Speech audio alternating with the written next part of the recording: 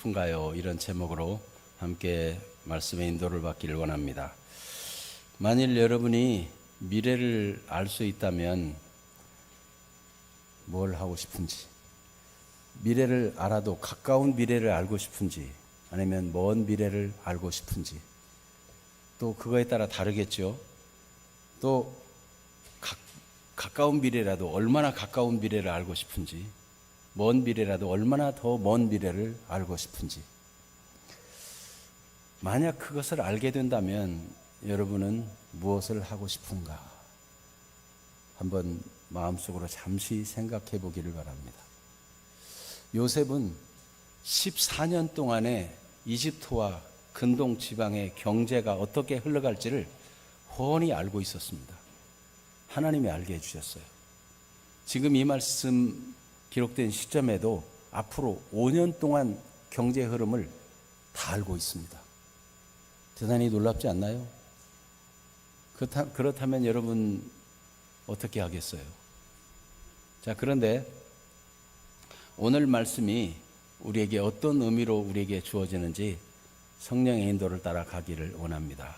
그래서 먼저 사람의 요즘 현대인의 집중력이 얼마나 짧아졌는지 이 이야기를 먼저 하고요. 두 번째는 이 요셉은 그 앞으로도 일어날 5년 동안의 경제의 흐름을 알고 있는 요셉으로서 아버지에게 좋은 소식을 전하는 일을 먼저 하도록 서두릅니다. 어떤 내용인지. 세 번째로는 당장 해야 될 일, 형제들과의 관계를 회복하는 일을 합니다. 어떻게 그렇게 하는지 살펴보면서, 그렇다면 우리는 오늘 이 말씀을 듣고 어떻게 우리의 삶의 방향과 목적을 정하고 살아가야 될지를 발견하는 시간 되어서 꼭 유익하고 복된 은혜의 시간이 되기를 축복합니다.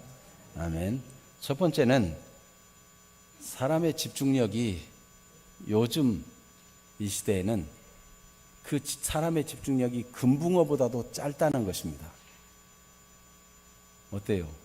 좀 마음이 상하시죠? 금붕어보다 집중력이 짧다니. 이탈리아 탐사보도 저널리스트이며 저자인 리사 이오띠라는 분이 있는데 8초 인류라고 그 저서 이름을 그렇게 지었어요. 아니, 인류가 8초라니 무슨 말일까요? 이것은 마이크로소프트 캐나다에서 디지털 기기 사용 습관에 대해서 조사하는 과정에서 수행한 연구 결과를 가지고 발표한 것입니다. 실험 참가자들의 뇌파를 측정하고 설문조사를 함께 진행했습니다.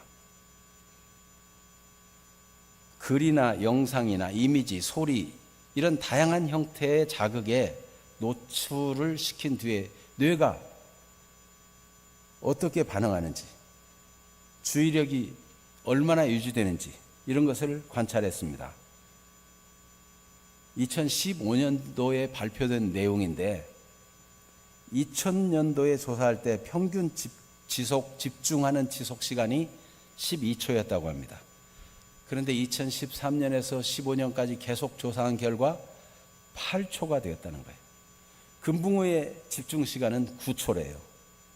그래서 디지털 시대의 인간은 금붕어보다 집중력이 1초가 짧다는 것입니다. 왜 그런 일이 생기는가? 2015년도에 조사한 거니까 지금은 2025년도 얼마나 더 짧아졌을지 모르겠어요.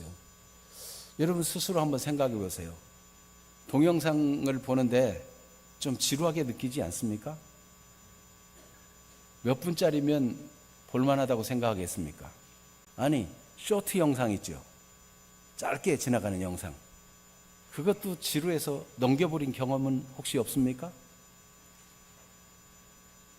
왜 이런 일이 있는가 원인을 분석했는데 스마트폰, SNS, 멀티태스킹 여러 개를 한꺼번에 열어놓고 작업하고 막 이런 거 있잖아요. 이런 것이 증가하면서 주의력이 단편화됐다는 겁니다. 그리고 정보가 계속 과잉화되면서 뇌가 지속적인 집중보다는 빨리 전환하는 것에 반응하기 시작했다는 거예요. 여러 가지 놓고 뭐 작업하면서 그건 안다 생각하고 넘기고 또 다음에 자꾸 관심을 딴 데로 돌리는, 그리고 알림과 짧은 보상 루프가 뇌의 도파민 시스템을 지속적으로 자극해가지고 집중력이 떨어졌다는 거예요. 그러니까 카톡 막 알림 오는 거 있잖아요. 그런 거라든지 메시지가 왔다고 알림 오거나 또 이메일이 왔다고 알림 오거나 뭐 이런 알림들이 휴대폰에서 막 울리죠. 그리고 누군가 이렇게 문자를 보내거나 하면은 거기다가 좋다고 하트마크를 보내기도 하고 뭐 굿을 보내기도 하고 뭐 이런 일을 하죠. 이렇게 짧은 보상을 통해서 사람들의 뇌가 지속적으로 자극을 받으면서 집중력이 약해졌다는 겁니다. 그래서 실제 사례를 기록해 놨는데, 한 회사에서 발표자가 발표를 하고 있는데 어떤 폰에서 알림이 울립니다. 핸드폰에서. 그러면 사람들이 다 쳐다보고, 우리 중에도 예배를 드리는데 어디서 카톡 그러면 주의가 산만해지겠죠. 그 사람은 뭐 중요한 뭐가 있나 하고 살펴보고 다시 돌아와서 주의를 집중하는데 20분 내지 25분의 시간이 걸린다고 합니다. 그리고 대학 강의실에서 전자책과 스마트폰을 동시에 가지고 수업을 듣는 학생들을 조사해 봤는데 평균 8초 내지 10초마다 자꾸 화면을 넘기고 다른 앱을 열고 이러더라는 거예요. 인스타그램, 메신저, 뉴스 알림을 확인하고 돌아와서 다시 이제 읽던 부분을 읽으려고 가다 보면은 전체 맥락을 놓치게 되고 또다시 읽게 되고 생각하게 되지만은 전체 맥락은 잃어버리고 단편적인 정보만 남게 된다는 거예요. 그러니까 대학 강의실에서 강의를 전자책을 가지고 스마트폰을 가지고 순간순간 다 들으면서 하는 것 같은데 이게 안 된다는 거죠. 뇌가 점점 집중력을 잃어간다는 겁니다. 연구자들에게서도 이 과학 논문을 연구하는 연구자들도 연구하는데 몰입하지 못하고 메시지가 오면은 이 중요한 메시지일지 몰라. 그래서 열어보다 보면 또 다른 것도 열어보고 이러다가 돌아오는데도 한 15분 이상이 걸린다고 합니다. 그렇게 해서 연구에 몰입을 할 수가 없다는 거예요. 결국 이 리사 이오띠의 8초 인류는 우리 뇌가 깊이 사고하는 능력을 잃고 있다는 것을 경고하고 있는 것입니다. 그래서 디지털에서 해방하기를 원하고 좋아요 중독에 빠지지 않으려고 애쓰는 일, 이게 특별히 좋아요하고 댓글을 달아주고 이런 거는 나고자 프레임이 생긴대요. 거기 뭐가 달리면 거기 막 끌려가면서 답을 해줘야 되고 이러니까 나고자 같은 마음이 생기고 디지털 시대에 신흥 귀족이 생겼는데 그런 걸 열어보지도 않고 무시할 수 있는 사람은 신흥 귀족이라고 합니다. 집중력을 잃지 않기 위해서 스마트폰 가지고 가지 않는 날을 정하기도 하고, 이런 자세는 집중력을 강화할 수 있다는 거예요. 만일 미래를 알 수 있는 능력이 요셉의 형들에게 있었다면 요셉의 형들은 어떻게 반응했을까? 요셉의 형들은 어쨌든지 베냐민을 데리고 와야 된다고 생각해서 애걸복걸하기도 하고 자기들이 정탐꾼이 아니라고 그거를 변명하기 위해서 온갖 집안 사정을 다 얘기하기도 하고 당장 눈앞에 있는 문제를 얼른 어떻게든지 해결하려고 단편적인 사고로 깊은 생각 없이 그렇게 행동했습니다. 요셉이 맏형부터 순서대로 식사 자리를 준비해서 식사를 하게 해도 깊은 생각이 없으니까 눈치를 못 채요. 잠시 나가서 울고 들어와도 눈치를 못 채요. 아버지 안부를 자꾸 묻는데도 깊은 생각이 없으니까 알지 못해요. 요셉은 깊은 생각을 가지고 하나님 앞에 기도하며 하나님의 인도받으니까 어떻게 하면 형들을 진짜 참된 믿음의 사람으로, 이 공동체가 진짜 믿음의 공동체를 세워질까, 그걸 염두에 두면서 이 모든 일을 진행해 왔던 거예요. 요셉은 이제 아버지께 좋은 소식을 전하기를 원합니다. 그래서 자기 정체를 밝힌 후에 형들에게, 형들이 나를 이곳에 팔았기 때문에 근심하지 마시고 한탄하지 마십시오. 나를 이리로 보내신 이는 당신들이 아니고 하나님입니다. 이런 얘기를 깊은 생각이 있고 깊은 기도가 있는 사람만이 할 수 있는 얘기죠. 형들을 보고 열을 받고 원수 갚을 생각하고 이러지 아니하고 오히려 형들을 위로하고 형들의 상처가 치유받기를 원하고 오히려 위로받기보다 더 위로하고 그들을 입장에 서서 도와주려고 하는 그런 요셉의 모습을 우리가 보지 않습니까? 그 가운데 그는 먼저 아버지께 좋은 소식을 전하기를 원합니다. 그런데 이것도 얼마나 깊이 생각하고 말하는지 그 수사법도 대꾸법을 통해서 강조합니다. 형들에게 요구하고 아버지에게도 이렇게 요구하라고 하는 내용을 보면 9절에 기가 막힌 대꾸법을 씁니다. 9절을 같이 읽어봅니다. 당신들은 속히 아버지께로 올라가서 아뢰기를 아버지 아들 요셉의 말에 하나님이 나를 애굽 전국의 주로 세우셨으니 지체 말고 내게로 내려오사. 여기서 우리 번역에 속히라고 부사처럼 번역을 했지만 서두르라라는 동사와 올라가라는 동사를 형들에게 부탁의 말로 하고 있는 것입니다. 당신들은 서두르라. 당신들은 올라가라. 그리고 아버지에게 전할 말도 아버지에게 지체하지 마십시오. 그리고 내게로 내려오십시오. 서두르지 말라, 지체하지 말라. 올라가라, 내려오라. 이렇게 대꾸법을 사용하면서 아주 운율에 맞춰서 말을 하고 있는 거예요.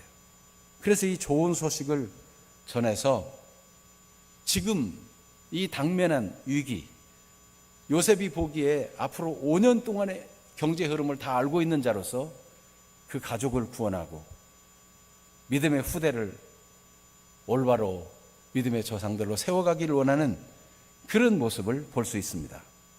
그가 그렇게 서두르고 형들에게 서둘러 올라가라고 하는 이유는 무엇입니까? 아버지에게도 서둘러서 내려오라고 재촉하는 이유는 무엇입니까? 11절에 보면 흉년이 아직 5해가 있으니 그랬죠.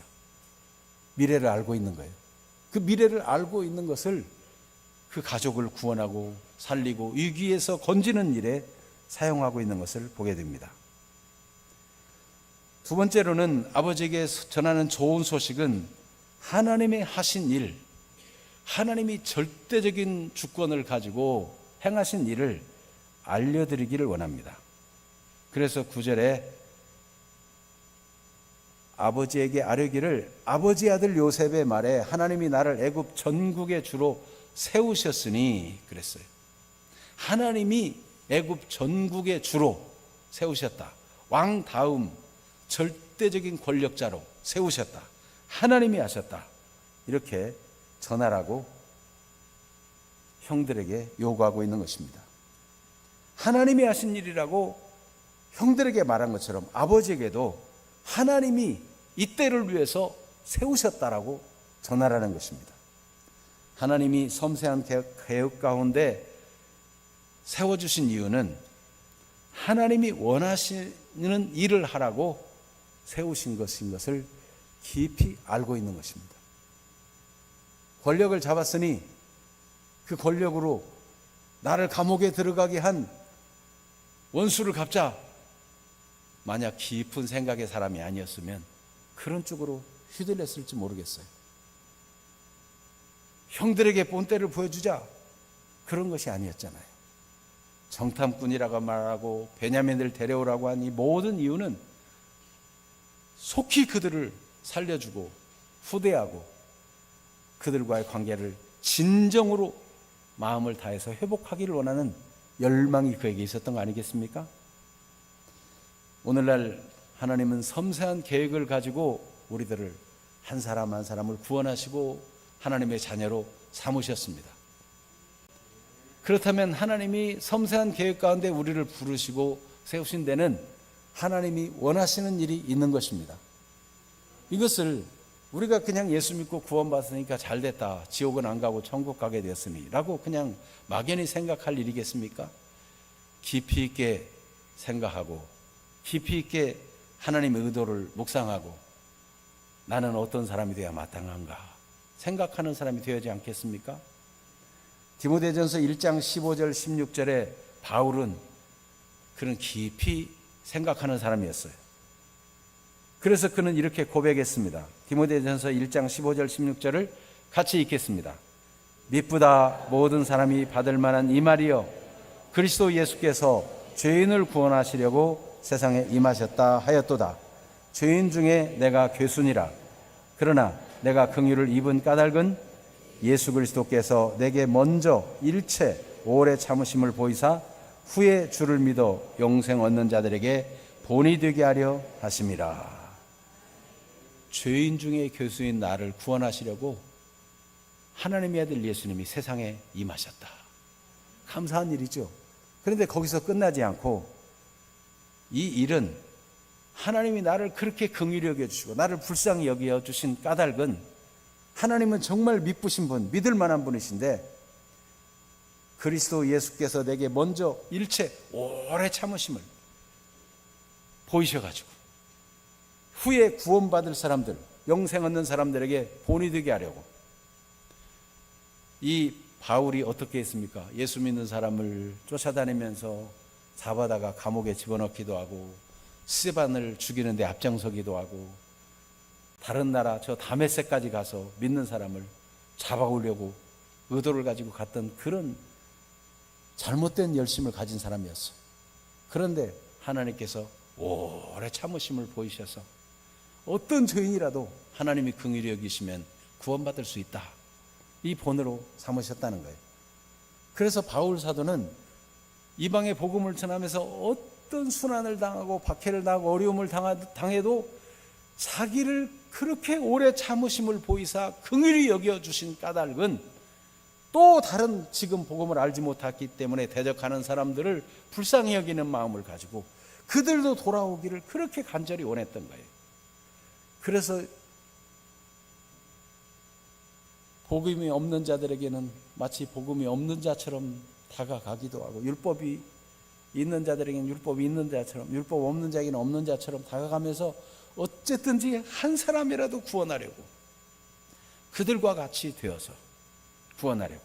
예수님께서 하나님의 아들이시고 영광스러운 하나님이시지만 사람의 몸으로 이 땅에 오셔서 우리를 구원하신 것처럼 그렇게 자기를 낮추고 자기가 배운 지식이나 그의 모든 경력이나 그런 것을 주장하지 아니하고 이 바울은 자기를 비워 사람들을 구원하기를 원했어요.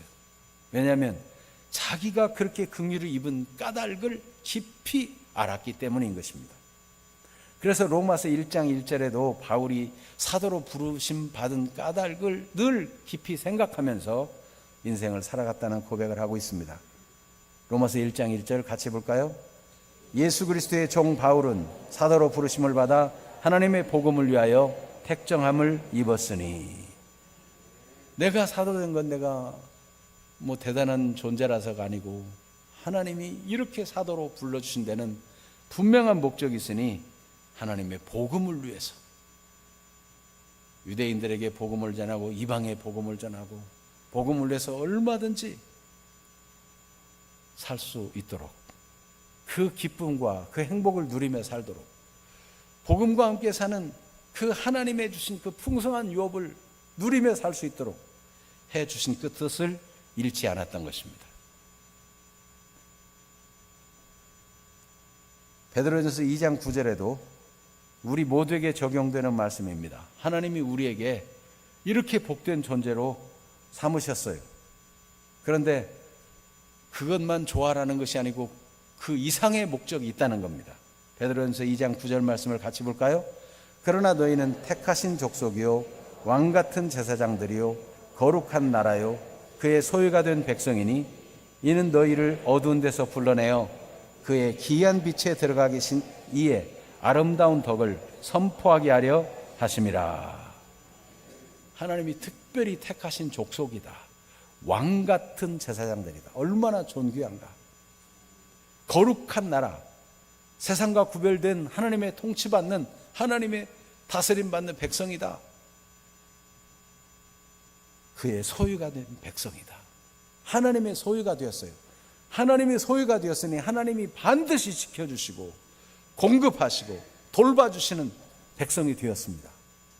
우리는 더 이상 우리가 우리를 지키는 것이 아니라 우리를 소유 삼으신 하나님이 지키고 돌보시는 그의 소유된 백성이 되었습니다. 이는 우리를 어두운 데서 불러내어신 그 귀한 빛, 영광스러운 빛, 그 놀라운, 우리 믿기 전에는 상상할 수 없었던 하나님의 영광의 빛으로 우리를 들어가게 하시고 그 영광에 참여하는 자가 되고 하늘의 유업을 누리는 자가 되고 하나님의 약속을 따라 삶의 올바른 가치관과 방향을 가지고 살 수 있는 그런 존재로 삼아 주셔가지고 그 아름다운 주님이 우리 안에 행하는 아름다운 덕들을 선포하고 자랑하고 증거하며 사는 존재가 되도록 우리를 불렀다는 것입니다. 여러분, 예수 믿고 구원받은 것은 시작입니다. 우리가 얕은 물가에서 발만 동당거리고 있을 게 아니고 은혜의 깊은 바다가 있습니다. 하나님의 사랑과 그 은혜는 바다보다 깊고 하늘보다 높은데 그 풍성한 은혜를, 그 뜻을 알고 체험하는 사람들이 되기를 원하시는 것입니다.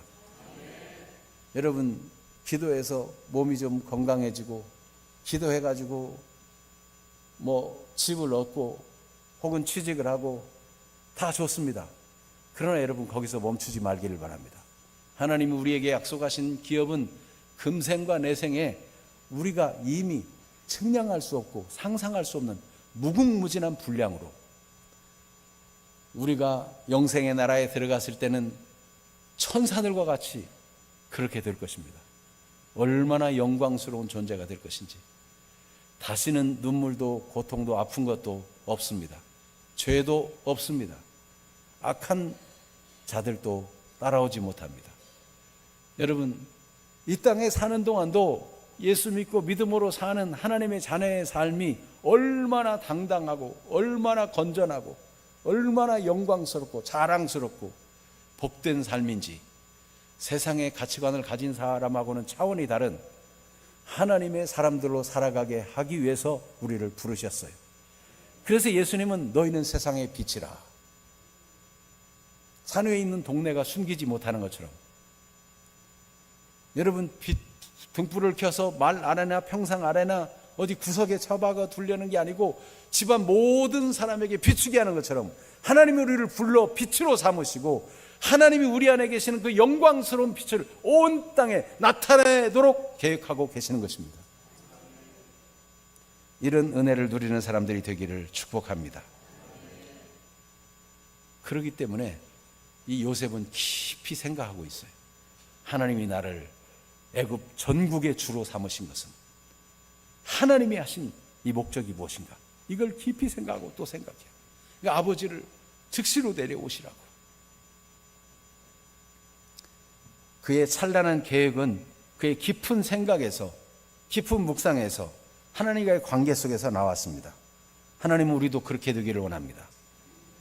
하나님이 우리에게 성경을 통해서 하나님이 어떤 분이고 하나님이 우리에게 약속하신 복과 은총이 얼마나 풍성한 것인가를 알려주셨는데, 우리도 하나님이 주시는 그런 찬란한 계획을 마음에 품는 사람이 되고, 또 우리도 하나님 앞에서 하나님 우리에게 주신 은혜를 생각하면서 요셉처럼 찬란하고 영광스러운 계획을 가져야 되지 않겠습니까?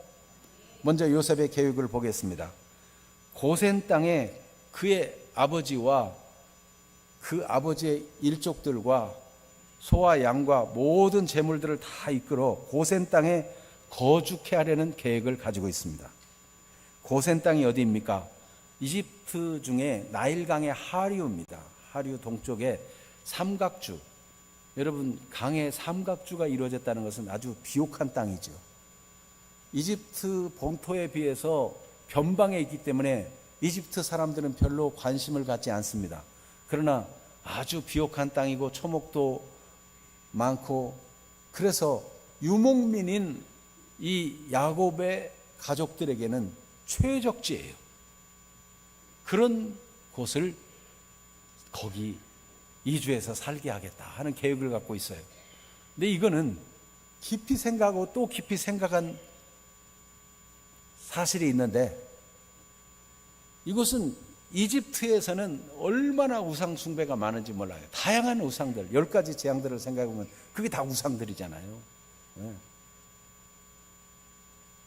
그 온갖 우상들, 송아지 우상이며 뱀의 우상이며 온갖 우상들이 다 많아요. 그런데 그런 우상들, 쥐까지도 다 우상인데, 그런 우상들을 섬기지 않아도 되는 이집트에서 변방 지역이에요. 그러니까 거기서 여호와 중심의 신앙생활을 유지할 수 있고, 그리고 하나님이 이미 약속해 주신 바가 있는데 4대 만에 이방에서 나오리라 아브라함에게 약속하신 그 언약, 요셉은 아버지 야곱에게 들었을 터인데, 그런 언약이 이루어지려면 고센 땅이 최적지란 말이죠. 얼마나 생각하고 기도하고 또 생각했으면 이렇게 좋은 곳을 선택하고 이주할 계획을 가지겠습니까? 뿐만 아니라 그는 그리움을 통해서 아버지와 함께 있고 싶은 것을 표현합니다. 10절에 아버지의 아들들과 아버지의 손자들과 아버지의 양과 소와 모든 소유가 고센 땅에 머물며 나와 가깝게 하소서. 가깝게, 나와 가깝게. 네. 그동안 얼마나 그리웠어요. 20년 넘는 세월 아버지를 그렇게 사랑하고 애지중지 아껴주는 아버지를 떠나서 종살이, 감옥생활, 얼마나 힘든 세월을 많이 보냈어요. 그리고 이제 아버지를 만날 건데 아버지와 가까이 늘 함께 살고 싶어요. 내가 아버지를 봉양하리이다. 그렇게 아버지를 봉양하면서 함께 지내고 싶은 그 계획을 얘기하고 있습니다. 그걸 전하라는 거예요. 세 번째로는 모든 필요를 부족함이 없도록 공급하겠다는 거예요. 그래서 11절을 같이 읽어봅니다. 흉년이 아직 5해가 있으니 내가 거기서 아버지를 봉양하리이다. 아버지와 아버지의 가족과 아버지께 속한 모든 사람에게 부족함이 없도록 하겠나이다 하더라고 전하소서. 이렇게 하나님의 하신 일을 전하고 하나님의 목적과 계획을 놓치지 않을 뿐만 아니라 미래를 위해서 찬란한 계획들을 아버지에게 전하고 기쁘게 모셔드리려고 하는 아름다운 모습을 보게 되는 것입니다. 그리고 당장 형제들과의 관계도 회복합니다. 그래서 12절에서 15절 내용을 보면 형들과 통역 없이 대화를 하게 됩니다. 12절을 같이 읽어봅니다. 당신들의 눈과 내 아우 베냐민의 눈이 보는 바 당신들에게 이 말을 하는 것은 내 입이라. 이전에는 통역을 두어서 얘기했어요. 그러나 자기 정체를 요셉이 밝힌 뒤로부터는 이제 모국어로 함께 이야기하게 됩니다. 국제 결혼을 한 사람의 애로사항은 이게 이런저런 심부름하고 일반적인 대화하는 건 되는데 정말 마음 속 깊은 대화가 좀 잘 안 된다는 거예요.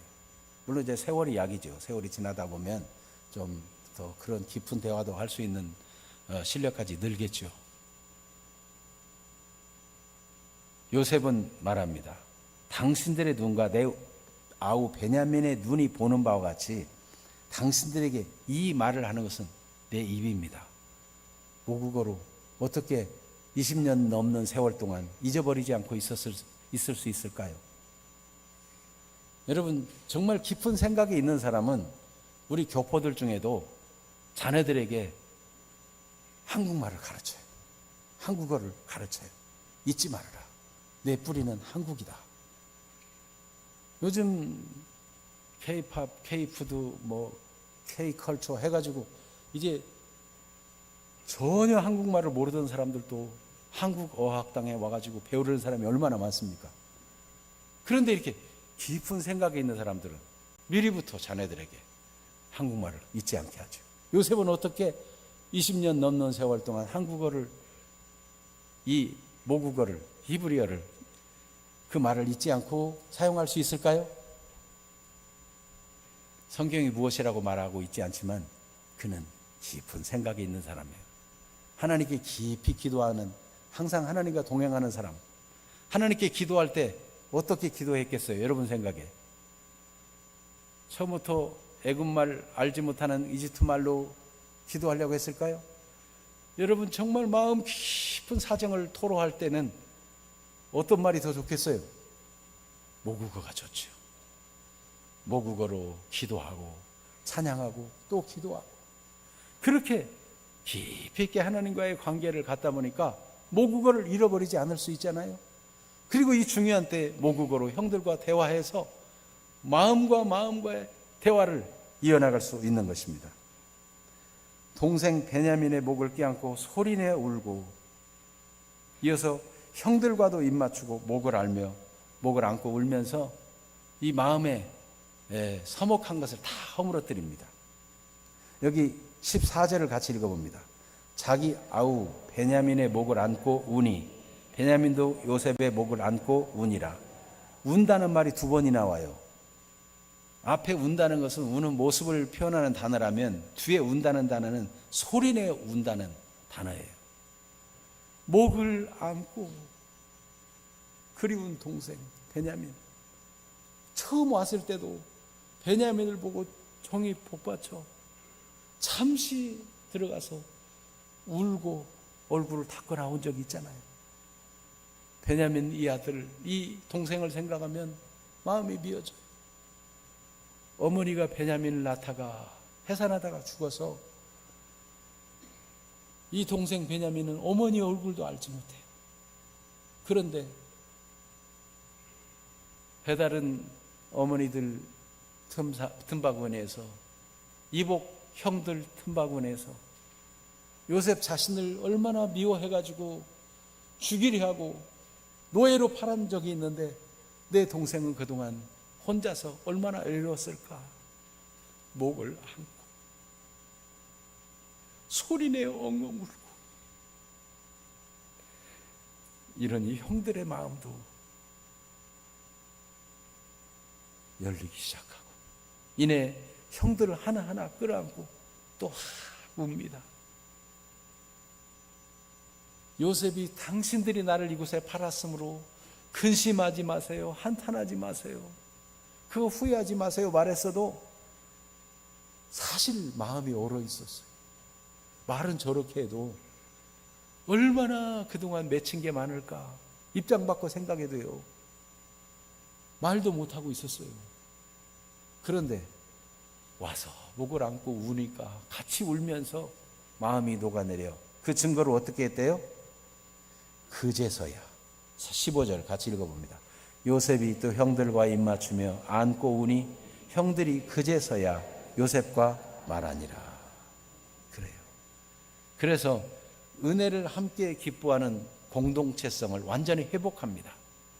이제 진짜 기쁨으로 요셉의 마음을 알았고 마음이 통했고, 진짜 이 12지파의 족장들이 다 하나님이 하신 일이다, 하나님이 우리를 하나 되게 하셨다, 이걸 기쁘게 받아들일 수 있는 완전한 형제 간의 관계가 회복되고 공동체성이 회복되는 시간이 되었어요. 그러니까 아버지에게 가서 말하기를, 하나님께서 애굽 전국에 주로 세웠습니다. 그렇게 얘기하고, 당신들은 내가 애굽에서 누리는 영화와 당신들이 본 모든 것을 아버지께 아뢰라 할 때 기쁘고 즐거운 마음으로 이 요셉을 자랑할 수 있지 않겠어요? 완전 회복되는 것이죠. 여러분 어떻습니까? 미래를 아는 요셉은 여러분들이 처음에 생각했던 것들 중에 하나라도 했나요? 여러분, 만약 여러분이 가까운 미래를, 당장 내일 일을 알 수 있다면 여러분 뭘 했을까요? 아니면 일주일 후를 아는 사람이었다면 무엇을 했을까요? 일주일 후에 복권이 당첨되는 번호를 미리 알았더라면 사두지, 그런 생각을 하진 않나요? 당장 내일 일을 알면, 아, 내일 주식이 오르겠구나 내리겠구나 코인이 어떻게 되겠구나 해가지고 투자해서 일단 돈을 모아보자 그런 생각을 하지 않나요? 요셉에게서는 그런 일을 하나도 발견할 수 없네요. 깊은 생각을 하는 요셉. 여러분 어떻게 그렇게 깊은 생각을 했겠어요? 요셉은 항상 하나님이 어디를 가든지 함께하는 사람이었어요. 하나님과 깊이 있게 기도하고 교제하는 사람이었어요.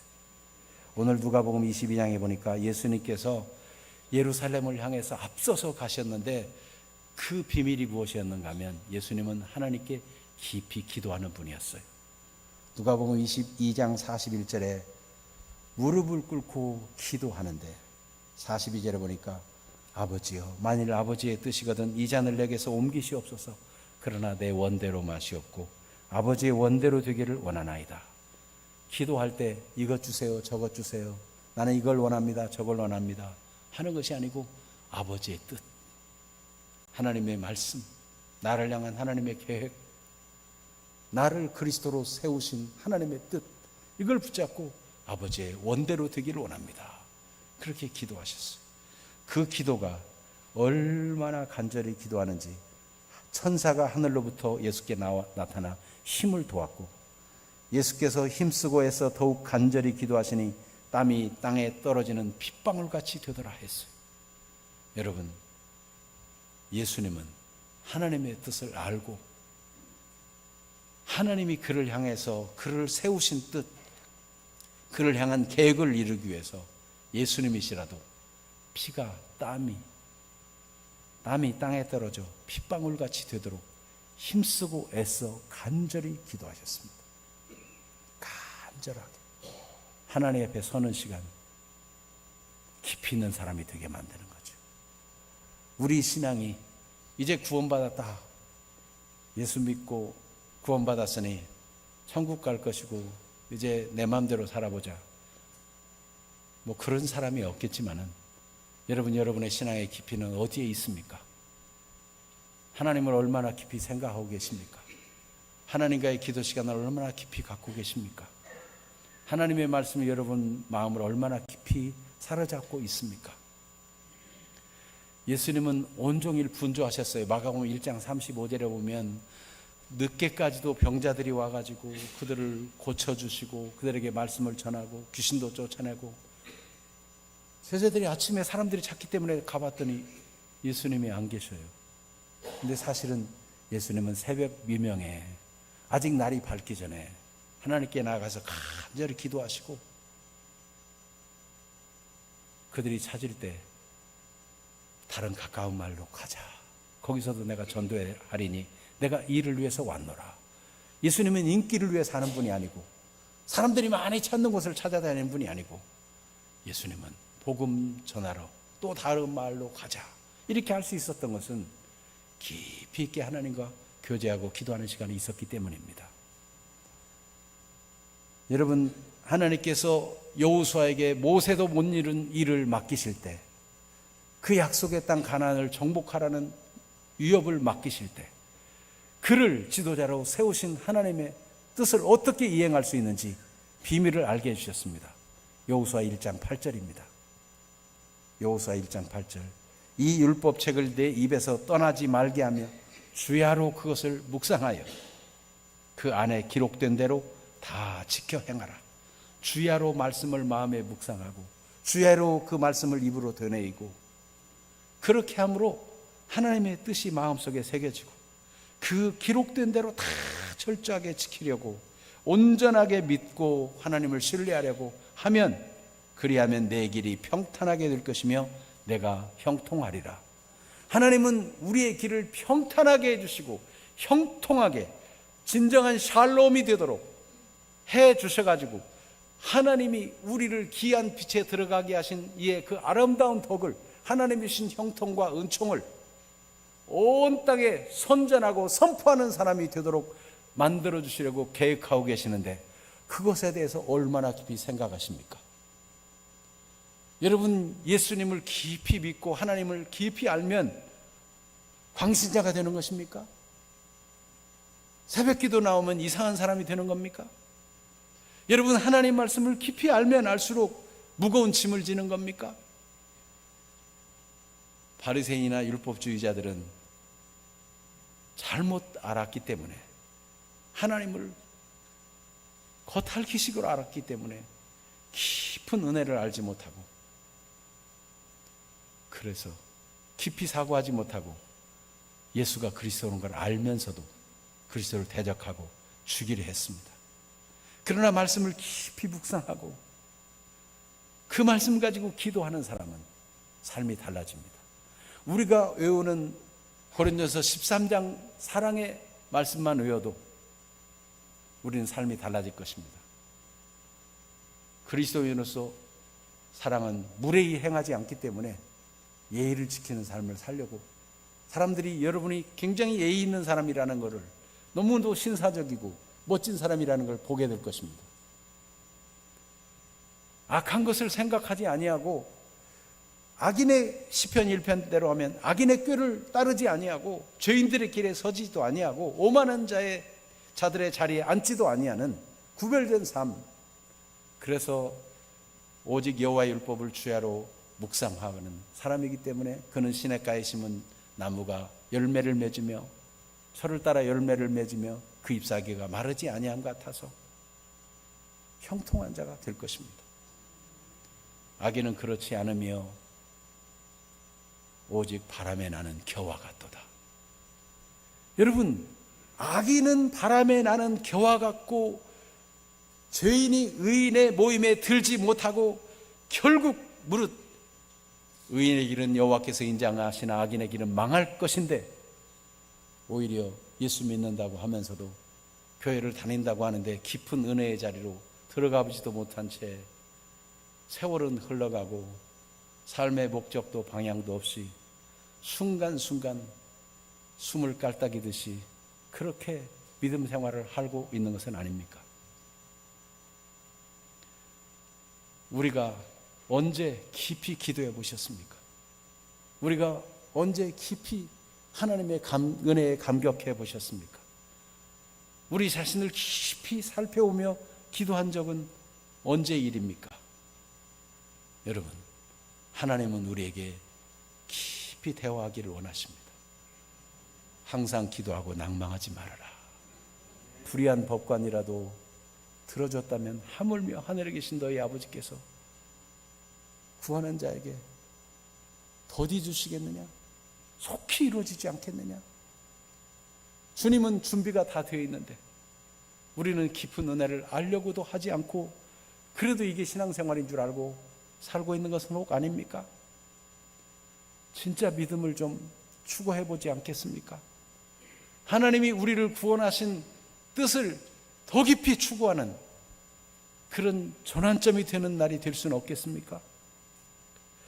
에베소서 2장 8절, 9절, 10절까지 말씀을 보겠는데, 여러분, 에베소 2장 8절, 9절은 구원의 확신에 관한 말씀이잖아요. 너희는 그 은혜에 의하여 믿음으로 말미암아 구원을 받았으니 이것은 너에게서 난 것이 아니요 하나님의 선물이라. 행위에서 난 것이 아니니 이는 누구든지 자랑하지 못하게 함이라. 우리가 어떤 선행을 행해서 구원받는 것이 아니고 하나님의 은혜로, 때가 되니 하나님이 독생자를 보내주셔서 내 죄를 사하시려고, 나를 구원하시려고 주신 예수 내가 믿습니다, 받아들여 구원받은 이 영광스러운 은혜를 잊게 되었는데, 10절, 우리를 이렇게 구원하신 이유가 무엇인지 10절을 읽습니다. 우리는 그가 만드신 바라 그리스도 예수 안에서 선한 일을 위하여 지으심을 받은 자니 이 일은 하나님이 전에 예비하사 우리로 그 가운데서 행하게 하심이라. 하나님이 전에부터 우리를 위해서 예비하신 선한 일들이 많이 있다는 것입니다. 우리를 통해서 빛을 발할 선한 일들이 무궁무진하게 쌓여 있어요. 준비되어 있어요. 하나님이 준비하셨어요. 여러분이 믿음으로 반응하기만 하면, 야, 정말 예수 믿는 사람 놀랍다, 어떻게 저럴 수 있을까? 여러분, 요셉 보세요. 형들이 어안이 봉봉해 있는데 형들이요, 나를 이곳에 팔았으므로 근심하지 마세요, 한탄하지 마세요. 당신들이 나를 판 것이 아니고 하나님이 나를 이리로 보낸 것입니다. 이 많은 생명을 보존하고 우리 당신들의 후손들 중에 남은 자, 진짜 믿는 사람들, 그런 사람을 두시려고 하나님이 하신 일입니다. 전혀 유감이 없고 문제가 없어요. 위로하고 사랑해요. 얼마나 멋진 일이에요. 여러분, 세상이 이런 멋진 일을 보기를 하나님이 여러분을 통해서 그걸 나타내라고 준비해 놓은 몫이 있다는 거예요. 믿고 순종하면 될 터인데 알아보려고 하지도 않고 마음에 깊이 생각하려도 하지 않으면 하나님은 억지로 하시는 분이 아닙니다. 하나님은 인격적인 분이세요. 믿고 순종하는 만큼 하나님이 더 보여주시고 알게 해주시고 드러나게 하실 거예요. 하나님이 우리를 위해 계획하신 일 더 알기를 원한다는 찬송을 하면서 진짜 더 알기를 원해서 기도하고 계십니까? 오늘 믿음의 생활을 껍데기만 하지 말고 깊이 있게 은혜의 더 깊은 바다로 나아가고 하나님이 나를 향해 나를 통해 나타내실 일, 그걸 기억하며 찬송한 대로 드러내는 그런 주인공들이 되기를 축복합니다. 그래서 우리가 집중력을, 하나님을 깊이 생각하고 집중력 있게 행하려면 말씀을 묵상하고 깊이 있게 기도하고 말씀을 깨달은 바를 순종으로 하나씩 해나가면 하나님이 하실 놀라운 일들이 여러분을 통해 진행될 것입니다. 이번 여름 성경학교를 앞두고 어떤 분은 감동을 받아서 냉장고를 헌신하기도 하고 어떤 분은 옥상에 더울까봐 그 많은 돈을 들여서 그거를 차단하는 일을 하기도 하고 지금도 교사들은 아침 일찍부터 나와서 봉사하고 헌신하기도 하고 있습니다. 하나님의 주신 일을 순종할 때 하나님의 역사는 계속 나타나는 것입니다. 어떤 이는 화장실에 더 깔끔하게 만들고 싶은 감동을 받아가지고 그걸 하기도 하고 11조는 구약시대의 일이고 이제는 안 해도 된다, 그런 말이나 달콤하게 들리는 수준으로 살아서야 되겠습니까? 모든 물질의 주인은 하나님이십니다. 모든 날들의 주인도 하나님이십니다. 내 온 생애를 다 바치고 내 물질을 다 바쳐도 괜찮은 사람, 그렇게 하면 할수록 하나님이 나를 통해 행하실 일이 얼마나 풍성한지를 경험하는 사람, 뭐가 그렇게 급해서 주일날 약속들을 그렇게 많이 하고 얼른 끝나기를 시간 12시 지났네 봐야만 되는 사람으로 머물겠습니까? 언제부터 교회 예배가 12시에 끝나야 되는 것이 예배의 정식이 되었습니까? 지금 12시 지났어요. 여러분, 오늘 넥타이를 이 색이 무슨 색깔이에요? 왜 이걸 했을까요? 우리 교인들이 의식을 가지고 믿음이 자라나기를, 더 깊이 하나님을 알기를 원해서 초록초록 자라나게 되었으면 좋겠다. 넥타이라도 이걸 매보자. 여러분의 의식 속에 말씀과 함께 초록 넥타이라도 기억이 난다면 내 믿음이 더 자라기를 힘써야 되겠다는 마음을 가질 수만 있다면 안 어울려도 괜찮습니다. 하나님이 여러분을 통해 하실 일이 무궁무진해요. 여러분, 우리가 뇌를 평생 다 써도 못 쓰고 가는 것처럼 뇌의 기능도 무한대. 하나님의 그 무한하신 사랑과 자비와 그 풍성함을 따라 우리를 그렇게 만들었어요. 우리가 선한 일을 행하고 또 선한 일을 행해도 행할 일들이 얼마나 많이 준비되어 있는지 몰라요. 에베소서 2장 10절. 그 일들을 우리를 통해서 나타내 주시기를 하나님이 원하시는데 여러분도 원하십니까? 이 시간 우리 찬송하고 기도하겠습니다. 우리의 생명 되신 주님이 내 신앙의 진전을 위해서, 나의 의미 있는 삶을 위해서 하나님이 나를 위해 준비하신 그 선한 일을 얼마든지 나타내시도록 내가 어떻게 계획하고 기도하고 작정할 것인지 마음을 다짐하면서 찬송하겠습니다.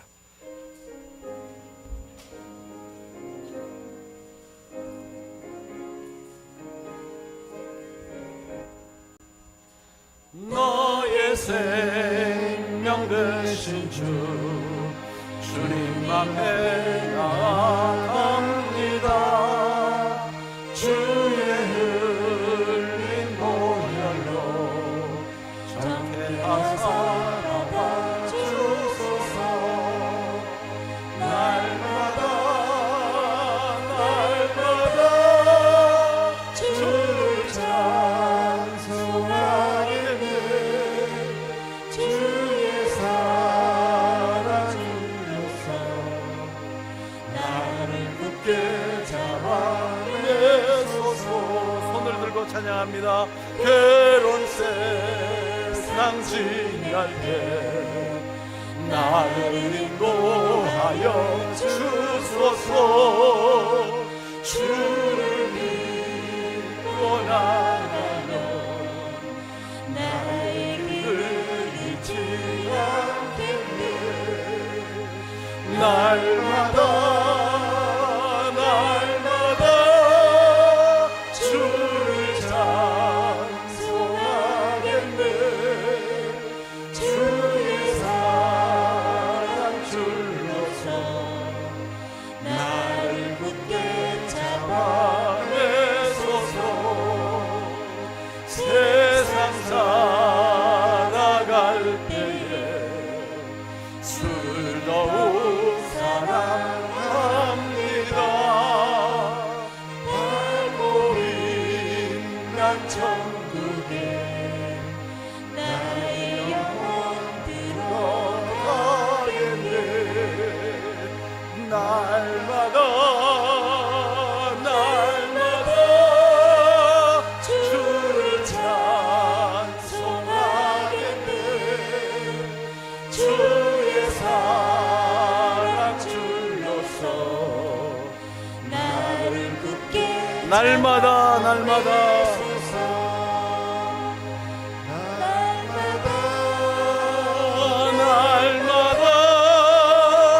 주를 찬송하겠네.